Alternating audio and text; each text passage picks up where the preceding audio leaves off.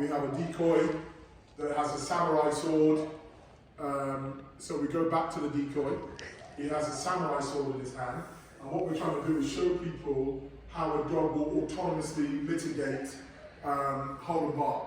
So the hold and bark, as long as you don't challenge the dog, you haven't got a problem. He's going to try to slice the dog's head off. And the dog has to mitigate that.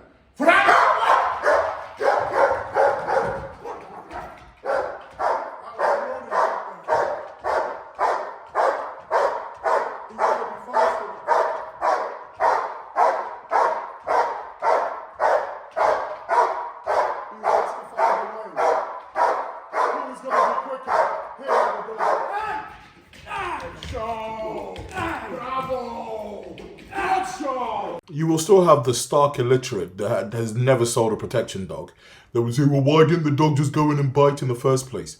We are demonstrating the ability to control the dog to the nth degree, but yet have it effective in combat. Okay, so we have a situation where we have a canine here. We have an intruder with an axe.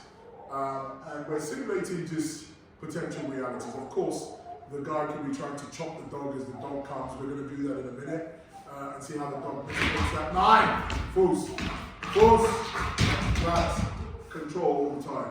So we're going to do a hold and bark, controlling the situation, and then he's going to try and cut the dog, and the dog has to mitigate it, right? So you go and sit back.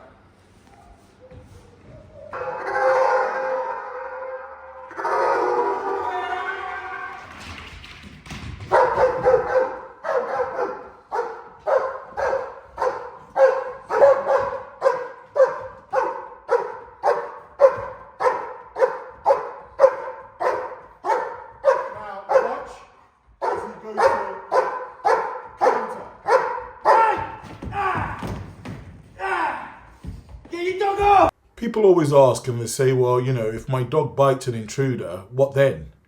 Well, if your dog was doing a hold and bark and warning an intruder and the intruder didn't react, great.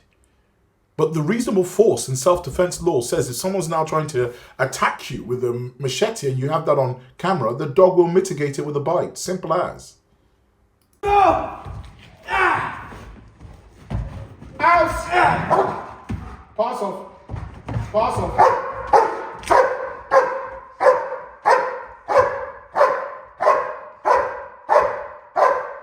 So we see the axe, we've got the canine here, and I have to send this dog in to bite. Now, of course, the dog needs to be able to figure out the trajectory without getting cut. It's going to be interesting. One word, one command, and it means go in. We said rhubarb, we said London, we said government. But when we use this word only, it means go and fuck this guy up. Pop! Yes, my friend! Counter! This canine is not developed based on the understanding of consequence. He's trained to go in and go hard with no breaks. Counter! Counter! Pass off! Pass off!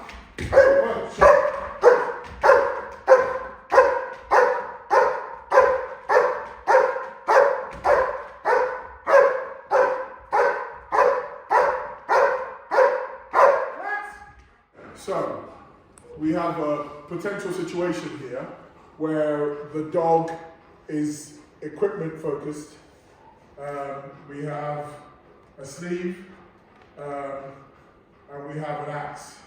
So the guy has to distract the dog with the sleeve. Typical dogs will fail. Plats will fail. And after the dog is locked onto the sleeve, he's going to come and chop me up, which is a fucking horrible situation. So I'll send the dog in for a bite, and we'll see how the dog can mitigate all of this. Come here!